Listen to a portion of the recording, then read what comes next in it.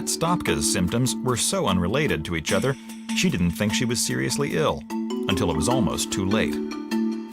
In the summer of 2001, Pat is working as a county clerk in Las Vegas. That same year, she marries her husband Jim, and they settle into a peaceful life on their ranch. But that summer, her co-workers begin to notice something strange about Pat's skin. Some of the girls were commenting, asking if I was going to a tanning salon. And I said, no, but I know what you mean. I've never been this dark before. And we both thought that was kind of interesting because she isn't a sun worshiper where she would sit outside intentionally to get some color. But she seemed to be taking on a little darker tone than me, who likes to try to get some tan. Pat doesn't know why it's happening, but she isn't complaining. I'm pretty fair and light complected normally, and so I've never been able to get a tan before. I always burned and peeled, and so now I was excited about it. But soon, both Pat and Jim start noticing more unwelcome developments. I would start getting cramps in my calves of my legs and my feet in the middle of the night. Where she'd jump clear out of bed and start grabbing her legs and bouncing up and down on the floor trying to get the cramps out. That would wake me up in the middle of the night. Again, the Charlie horse seems like a minor thing, and Pat doesn't see the need to go to a doctor. Instead, she remembers what she learned in high school biology about cramping and decides to try out a few home remedies. Then I was thinking, well, possibly I'm low on potassium. So Jim would go and buy me bananas. And although naturally high in potassium, the bananas don't help. So Pat seeks advice from her neighborhood pharmacist. And he said, if you go and buy soda water with quinine in it, then that should help you. She would drink about a glass a night to try to get rid of the leg cramps that she had in the middle of the night. And the cramps went away pretty quickly, I would say within 2 weeks of drinking the quinine water. But a month later, another seemingly unrelated symptom emerges. And this one's not physical. I started becoming very irritable and very emotional. I was able to maintain at work, but my poor husband took the brunt of it at home. It seemed like just anything would set her off, where she would get upset and start yelling and screaming and complaining about things. Charlie horses are one thing, but the mood swings disturb her so much, she finally decides to schedule an appointment with a doctor. I went to my doctor and explained how I was feeling and acting, and he suggested that I try an antidepressant. He thought that might be of some help to me. After I'd been on it a little over a month, I could see some improvement with the irritability. It really did help quite a bit. Pat is relieved that her mood swings are diminishing, but her body continues to deteriorate. And soon, her legs are feeling worse than ever. I would notice when I would arrive at work after driving, I would get out of the car, and in order to really move the muscles in my leg, I would have the urge to crunch my leg and my buttocks muscles. And then it seemed to progress throughout the year to where even after I'd sit in my office for a while at work and get up to walk, my legs felt stiff. And I would have to crunch them again in order to make the muscles start working. While Pat finds herself stretching and massaging her legs frequently, she assumes it's all just another part of getting older. Sometimes, maybe in the beginning, it seemed like her home remedies were working, or else maybe she was just kind of in denial about all the little things that were going on. Even though my body was having all these different symptoms, they didn't seem to be connected in any way. Some would go away, some would come back intermittently. I didn't put it all together that there might be something going on with my body.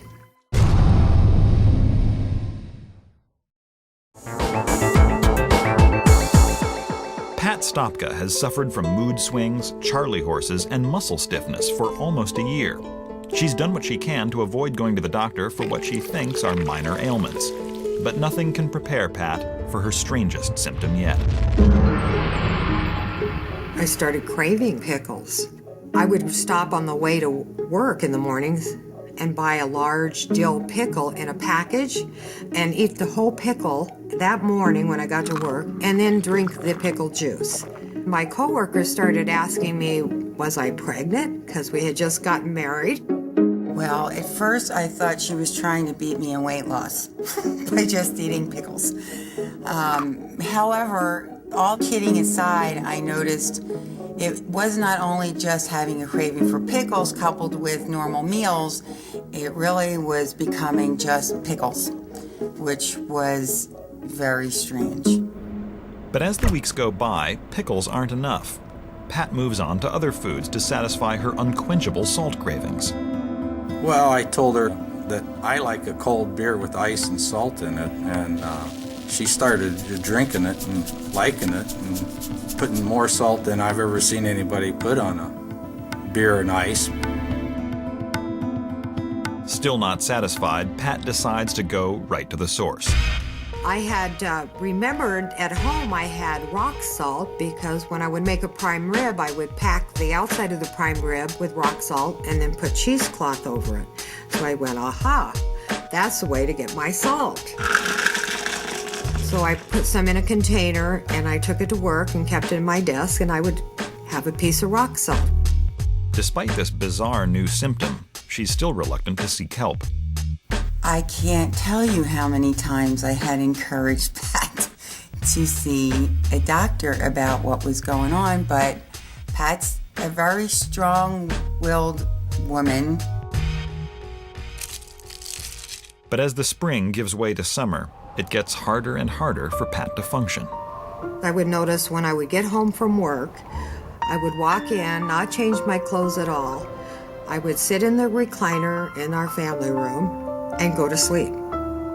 I couldn't stay awake. Pat doesn't seem to be getting any better. Seems to be more or less the same. Tired and craving salt and just not feeling well. Or It became so bad. I would just sleep at any opportunity I had. If I sat down for any amount of time and was comfortable, I would go to sleep. And then I became very weak. I could hardly pull myself up into my husband's pickup truck. But the profound feelings of fatigue are just the half of it. Pat soon realizes that she's also losing weight at an alarming rate. My appetite was really going down. I made a comment to my coworkers, how baggy my pants were, and they said, well, that's because they're your old pants. And I said, no, I just bought these the other day, and they're already getting baggy on me. It didn't seem as though Pat was actually trying to lose weight. She just was. Finally, Pat begins to suspect that something could be seriously wrong with her. The things I thought were great for my looks, the weight loss, the darker tan, I looked in the mirror and I really could see how drawn my face looked. My eyes weren't shiny. I was hunched over at my shoulders and extremely thin. Pat decides to take action. Over a period of 6 months, she seeks help from 3 different doctors. Her first doctor has an unusual theory. He thinks it's all a result of her long commute to work. And he didn't do any tests on me. He just asked me if the long drive might have something to do with it and could I stop the long drive. And I thought, well, only if I quit my job. Another doctor performs just a single test. All I remember him doing was taking my blood pressure and noticing that it was a little low. He said, well, that's why you're craving salt, because you have such low blood pressure. And then he sent me on my way and didn't seem too interested in any of the other symptoms I was having. And the last visit is the most upsetting of all. I explained all my symptoms and how I'm getting progressively worse, and he just decided that it was all in my head, that I'm just a woman. He didn't order any tests. He just sent me on my way with no instructions.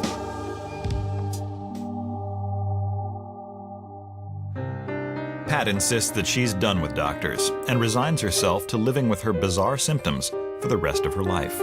At a certain point, I decided that there's something wrong going on with my body, but I couldn't convince anybody to really take it seriously and delve into it. I was even thinking with the weight loss, well, maybe I have cancer. I remember she was just so frustrated and tired and depressed that she says, just shoot me, put me out of my misery. Then, one morning a week before Christmas, Pat takes another turn for the worse. I grabbed a banana to take to work, and I ate that around 7:30 a.m. And at 9:30 a.m., I was trying to do some work on my computer, and I found that I could not focus mentally. So I stood up and walked out of my office, and my legs were stiff almost as a board. And I went to my boss and I said, something's not right. I have to go to the doctor. Pat's son, in town for the holidays, picks her up from work and rushes his mother to the ER. But the attending physician isn't as concerned as Pat's son thinks he should be. He's asking me the same normal questions that all the doctors in the past had asked me. And finally, my son got very angry, and he said, I have to tell you, I've watched my mom go downhill for the last year. There's something not right. And apparently that caught the doctor's attention, and he ordered a blood test. Shortly after her blood is drawn, Pat is sent home and told to wait for the results.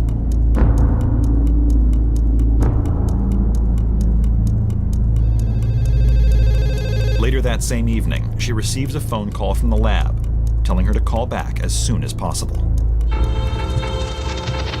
So I called her, and she said, you have got to get to the emergency room. Your blood test shows your potassium is dangerously high, and your heart could stop.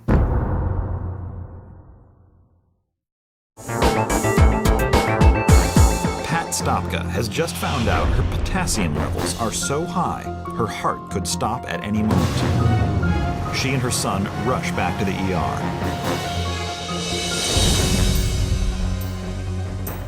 I went into the emergency room, and a doctor saw me there. He gave me medicine to flush out the excess potassium, and I told him my story of what had been going on with me. Hospitalist Dr. Rajendra Suvarna is assigned to Pat's case. Anytime one is confronted with a patient who has a problem with a persistently elevated potassium, the focus immediately shifts to the kidneys. Is there something wrong that interferes with the kidney's ability to get rid of the excess potassium in the body? But after running some initial tests, Dr. Suvarna confirms that Pat's kidneys aren't damaged. His next step is to examine the organ that gives the kidneys their instructions, the adrenal glands. These triangular organs, situated above each kidney, secrete many hormones, one of which is aldosterone. Aldosterone is a hormone that helps the kidneys to regulate the potassium and sodium levels in the blood. Its primary purpose is to retain sodium, which is responsible for maintaining the blood pressure. Test results show that Pat's aldosterone levels are dangerously low. This could mean that Pat's adrenal glands aren't functioning properly. Anytime there is a concern that there is a malfunction in a gland, one must evaluate the entire gland. With this in mind, Dr. Suvarna decides to test the levels of several other hormones secreted by the adrenal glands, including cortisol. Cortisol is responsible for maintaining the blood glucose levels. It is also responsible in helping the body deal with stress. When Pat's next set of test results comes back, the picture begins to come into focus. The cortisol levels were low. But Dr. Suvarna needs to administer one final test before he makes his diagnosis. We decided to look higher up at the master hormones that drive the secretion of these hormones, and that would involve testing the ACTH level. Essentially, Dr. Suvarna is checking one more stop upriver. The brain releases a hormone called ACTH that regulates the adrenal glands' production of cortisol. If Pat's adrenal glands are working, an injection of ACTH should cause her cortisol level to spike. But if her adrenals are damaged, nothing will happen.